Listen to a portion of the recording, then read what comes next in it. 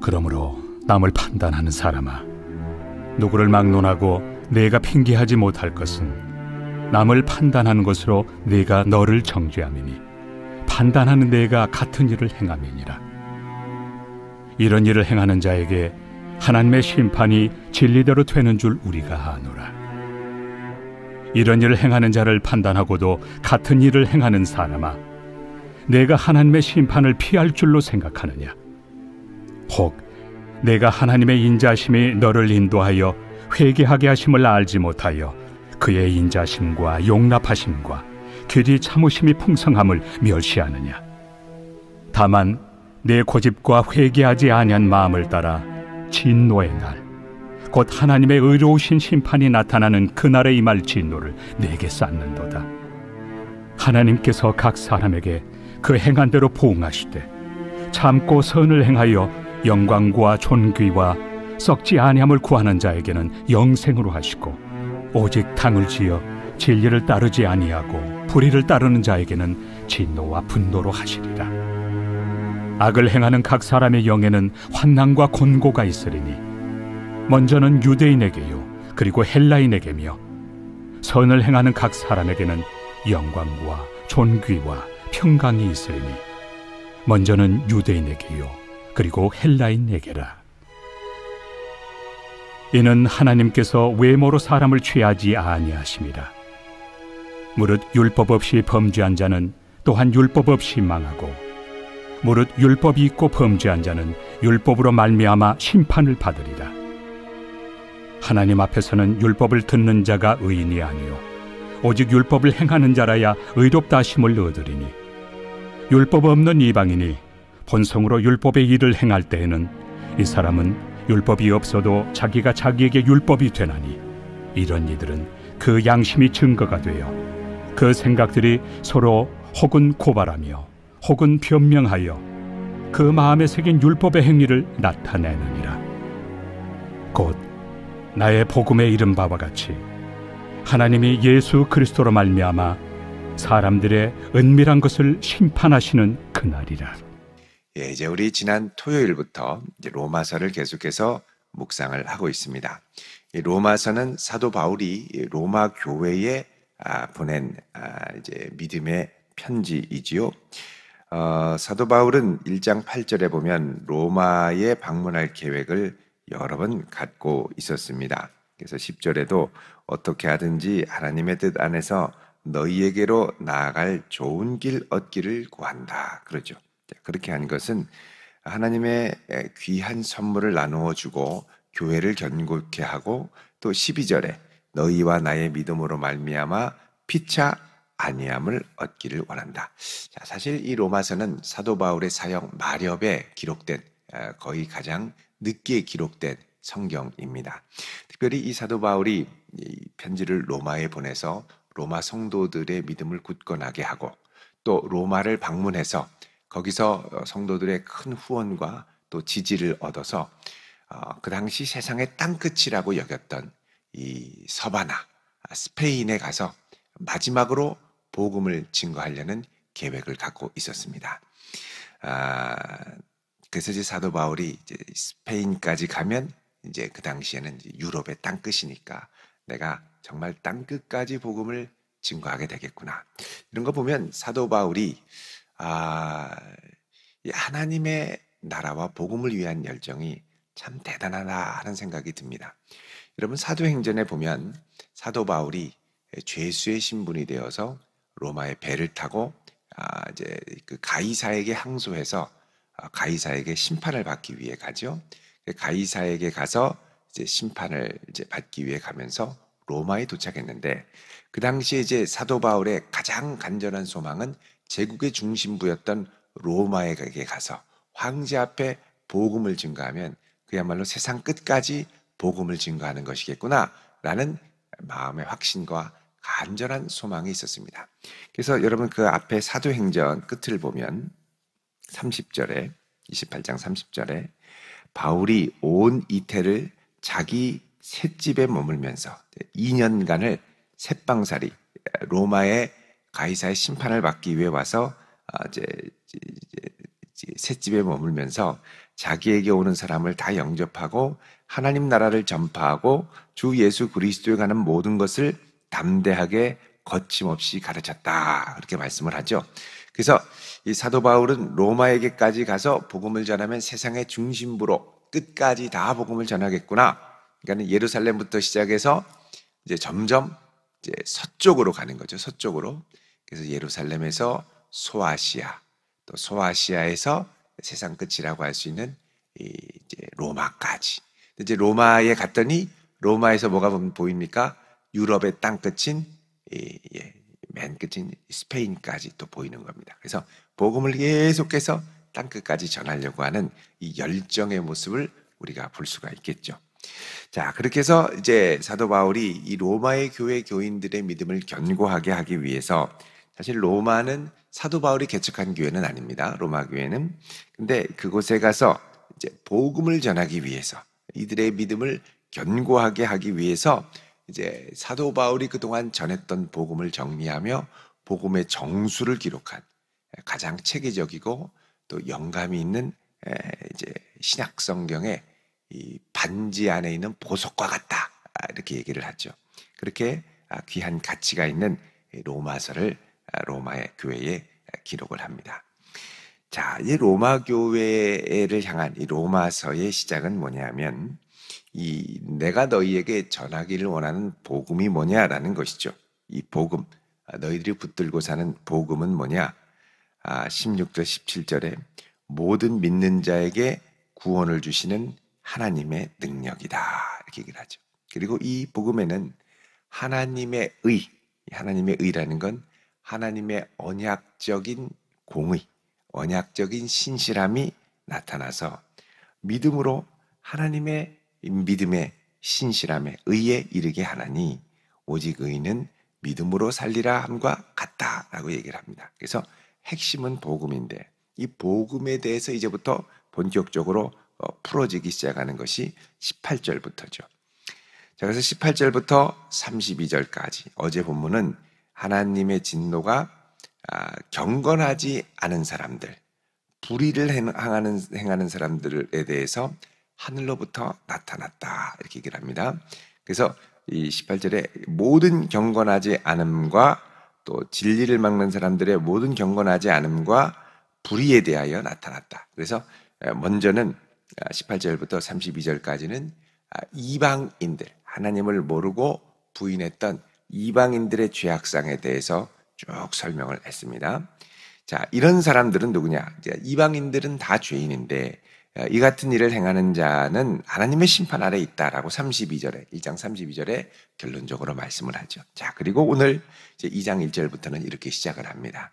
그러므로 남을 판단하는 사람아, 이렇게 시작을 하죠. 자, 여기서 이제 가상의 대화자를, 상대를 소환합니다. 남을 판단하는 사람. 여기 남을 판단하는 사람이라는 건 누구냐면 그 앞에 1장 18절에서 32절까지 이런 끔찍한 이방인의 죄, 이방인의 죄라고 그러면 가장 이제 두드러지게 나오는 게 우상숭배죠. 23절에 우상으로 바꾸며 우상숭배를 하고, 또 26절에 동성애, 동성애에 대해서 얘기를 하고 26절, 27절, 그리고 29절에 불의, 추악, 탐욕, 악의, 시기살인, 분쟁, 악독, 이러면서 여러 가지 죄의 모습들을 그대로 이야기를 합니다. 이제 하나님을 떠난 불경건한 사람들에 대한 심판. 근데 이런 이들을 향하여 역시 이방인은 안 돼, 이방인은 죄인이야 라고 판단하며 비판하며 우위에 있던 사람들이 있지요. 자, 이 말은 뭐냐? 이런 1장 18절에서 32절에 나오는 이방의 죄로부터 자기들은 예외적이다라고 생각하는 사람이라는 것입니다. 이 예외적인 사람이라는 게 누구냐? 바로 유대인들을 가리키는 것이죠. 이방 죄인, 유대인은 의인, 선빈, 이런 공식이 있는 사람들입니다. 자, 그러면은 이렇게 이방인들을 향하여 죄인이라고 정죄하는 너 경건하다고 하는 유대인들아, 이렇게 얘기를 하는 거죠. 누구를 막론하고 내가 핑계하지 못할 것은 남을 판단하는 것으로, 남을 판단하는 기준으로, 남을 판단하는 죄인의 잣대로 내가 너를 정죄하는 것이 아니냐. 왜? 그렇게 판단하는 너 역시 같은 일을 행하기 때문이라는 겁니다. 자, 잘못된 거 압니다. 죄인이라는 거 압니다. 이 기준이 있어요. 그런데 그 기준으로 그대로 너 자신을 대고 보면 너도 똑같은 죄인이라는 것입니다. 2절에 이런 일을 행하는 자에게는 무엇이 많으냐? 하나님의 심판이 진리대로 되는 줄을 우리가 아노라 그러죠. 자, 이 핵심은 뭐냐면 이런 일을 행하는 자에게 심판이 온다는 겁니다. 아는 사람이 아니라 행하는 사람이 문제라는 것이죠. 그렇게 하면 안 돼라고 알지만 안 되는 걸 행하면 알아도 심판에 처해야 한다라는 것입니다. 3절에 이런 일을 행하는 자를 판단하고도 같은 일을 행하는 사람아. 자, 지금 유대인이 어떤 사람들이냐? 이방인들의 잘못된 것을 판단하고 저러면 안 돼 하고 찌릿거리고 비판하는데 그런 일을 행하는 자를 판단하고도 정죄하고도 너는 똑같은 일을 행하는구나. 같은 일을 행하는 사람아. 이렇게 얘기를 하죠. 내가 하나님의 심판을 피할 줄로 생각하느냐? 내가 이런 하나님의 심판을 피할 수 있다고 생각하느냐? 다른 말로 하면 내가 아무리 안다고 해도 인지하는 것과 능력이 있는 것은 다르더라는 겁니다. 그게 잘못이라는 건 알지만 손 하나 까딱 안 하고 똑같은 죄악에 뒹구르면 너 역시 똑같은 이방인과 같은 부류라는 것이죠. 어떤 부류냐? 하나님의 심판 아래 있는 죄인이라는 겁니다. 다른 말로 하면 지금 이 말씀은 유대인이나 이방인이나 모두 다 죄 아래 있다라고 말하려고 하는 것이죠. 4절에 혹 내가 하나님의 인자하심이 너를 인도하여 회개하게 하심을 알지 못하여 그의 인자하심과 용납하심과 같이 길이 참으심이 풍성함을 멸시하느냐. 자, 유대인들에게는 이것 말고도 하나 더 플러스 알파의 지식이 있죠. 그건 뭐냐? 하나님에 관한 지식입니다. 하나님은 인자하시고 자비하시고 노하기를 더디하시고 긍휼을 베푸시기를 즐거워하시는 하나님. 그런데 하나님께서 너를 참으시고 심판하지 아니하시고 오래 참으신다고 해서 그의 인자하심과 용납하심과 길이 참으심이 계속될 거라고 생각하며 여전히 너는 죄를 행한다면 이건 뭐냐? 그분의 자비와 오래 참음과 기다려주심을 멸시하는 행위라는 것이죠. 지금 하나님이 참는다고 안심할 때가 아니라는 겁니다. 5절에 다만 내 고집과 회개하지 아니한 마음을 따라 진노의 날, 곧 하나님의 의로우신 심판이 나타나는 그 날에 임할 진노를 쌓고 있다 그럽니다. 지금 진노를 쌓고 있는 거예요. 하나님의 진노를 쌓고 있는 거지. 아유, 뭐 나는 선민이니까 저거 잘못된 거를 아니까 그러니까 지식적인 차원으로 선민이라는 위로감으로 그걸로 끝나서는 안 된다는 겁니다. 이건 뭐냐? 중요한 건 행함으로 가야 된다는 거죠. 그러니까 우리가 믿음이 있다고 하지만 그 믿음을 나의 실질적인 행함, 여러분 행함이라고 그러면 보통 우리의 의로움을 드러내는 개념 같이 느껴지는데 이걸 약간 하나님 앞에서 다른 개념으로 바꾸면 순종입니다. 순종. 내가 믿는 바, 내가 아는 바를 하나님 앞에 순종으로 드러내는 것이죠. 그러니까 믿음은 뭐냐? 순종입니다. 믿기 때문에 순종하는 것이죠. 믿기 때문에 하나님의 뜻 아래 기꺼이 굴복하며 나아가는 겁니다. 그러니까 하나님께서는 행한 대로 보응을 하시는데 행한 대로 보응하실 때 그 하나님의 심판 앞에 우리가 서게 될 때 내가 믿는 바대로 행했구나 할 때 하나님께서 우리를 긍휼히 여겨주신다는 거죠. 6절에 하나님께서 각 사람에게 그 행한 대로 보응하시되 7절에 참고 선을 행하여 영광과 존귀와 썩지 아니함을 구하는 자에게는 영생으로 오직 당을 지어 진리를 따르지 않고 불의를 따르는 자에게는 진노와 분노로 할 것이다 그럽니다. 자, 그러면서 9절에 악을 행하는 각 사람의 영에는 환난과 공고가 있을 텐데 먼저는 유대인 그리고 헬라인 이렇게 얘기를 합니다. 자, 악을 행하는 사람들에게는 환난과 공고가 있다고 그럽니다. 먼저는 누구냐? 유대인. 그 다음에는 헬라인. 자, 여러분 유대인들이 말씀을 먼저 받았죠. 다른 말로 하면 책임감이 먼저 있습니다. 그래서 하나님의 뜻을 제일 명확하게 하는 것이 유대인들입니다. 근데 그런 유대인들이 하나님의 뜻을 알고도 제대로 행하지 못했다? 그러면 심판은 먼저 유대인에게 임하는 거죠. 그 다음에는 누구냐? 이방인들. 그럼 이방인들은 뭐 율법도 모르는데 죄를 졌는지 안 졌는지 어떻게 알까요?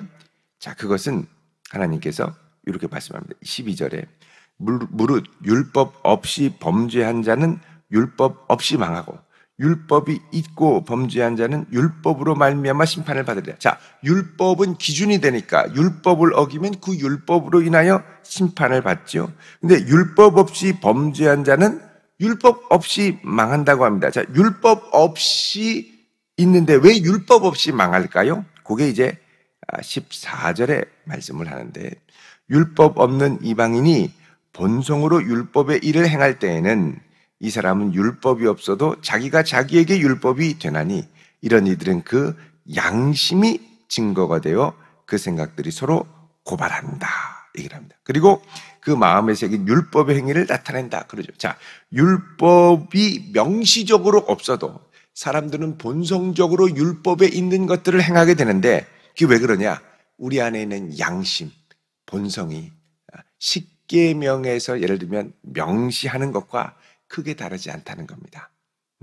도둑질하지 말고, 살인하지 말고, 간음하지 말고, 자, 이런 하지 말아야 된다는, 어떻게 보면 인류 보편의 이제 윤리라고 할 수도 있죠. 자, 이런 것들이 각자의 마음 안에 양심상 새겨져 있어서 이 본성으로, 양심으로 하나님 앞에 행하게 된다는 거죠. 15절에 보면 이런 이들은 그 양심이 증거가 되어서 그 생각들이 서로 혹은 고발하며 변명하며 마음에 새긴 율법 행위를 나타낸다. 그래서 마음에도 본성적으로 율법이 새겨져 있다라고 말씀을 합니다. 자, 지금 이렇게 말하는 거는 뭐냐? 지금 이방인들도 지금 이렇게 하나님을 떠나서 죄를 졌는데 가상의 대화자, 이런 이방인들을 정죄하는 유대인들이라 하더라도 예외 없이 그들도 하나님 앞에 죄인일 수밖에 없다는 것을 말하는데, 그 이유는 뭐냐? 자기 안에 능력이 없다는 겁니다. 인지적으로는 알아요. 하나님의 뜻도 알고 다 아는데 능력이 없습니다. 그게 문제입니다. 가끔씩 이제 전도돼서 오시는 분들 보면은 성경을 잘 하시는 분이 있습니다. 교양으로 읽었대요. 교양으로. 도서관에 가서 뭐 삼독을 했대요. 교회 안 다니시는 분이 삼독을 하니 그래도 성경에 대해서는 좀 아시죠. 근데 그것과 내가 예수님을 인격적으로 만나고 주님의 기뻐하시는 뜻을 나도 기쁘게 행하는 것과는 전혀 상관이 없죠. 인지적으로, 교양으로 아는 겁니다. 그러니까 우리가 예수를 믿는다는 건 그냥 와서 설교를 듣고 참 좋은 말씀이다, 이런 인지적인 차원으로 그치는 것이 아니라 이 말씀을 내 삶의 능력으로 경험해야 한다는 것입니다. 여러분, 하나님의 말씀을 능력으로 경험하고 능력으로 행할 수 있는 성도 될 수 있기를 축원드립니다. 그러니까 결국 갈수록 성도의 능력의 관건은 뭐냐? 말씀을 아는 것으로 그치는 게 아니라 말씀을 행하고 따르고 순종할 수 있는 능력이 관건이 된다는 겁니다. 선이 무엇인지 알아도 능력이 없으면 안 되는 거죠. 자, 다른 말로 하면 성도들에게는 하나님을 아는 지식으로도 충만해야 되지만 동시에 그 지식에 따라 그 지식에 순종할 수 있는 능력을 구하는 것이 관건이라는 겁니다. 여러분, 성령으로 충만할 수 있기를 바랍니다. 성령으로 충만해야 이 능력을 행하고 이 능력을 따라 살 수가 있죠. 그렇지 않으면 마음은 원이로되 육신이 약하여 잘 안 됩니다. 육신의 정욕을 이기며 주께 가까이 나아갈 수 있는 힘, 성령이 주시는 힘이죠. 여러분, 그래서 이 로마서는 아는 것이 다가 아니고 능력이 있느냐가 관건이라고 말씀을 합니다. 여러분, 하늘이 부어주시는 능력으로 오늘 한 날도 주께 영광을 돌리며 죄와 싸워 이기며 하나님의 거룩한 뜻을 아름답게 이루어드리는 주님의 기뻐하시는 백성 될 수 있기를 주님의 이름으로 축원드립니다. 기도하겠습니다. 거룩하신 아버지 하나님, 오늘 이 한 날도 주의 능력의 장중에 우리를 붙드시고 하나님의 권능의 손으로 인도하여 주사 주의 뜻을 기쁘게 준행하며 순종할 수 있는 한 날이 되게 하옵소서. 예수님의 이름으로 기도하옵나이다. 아멘.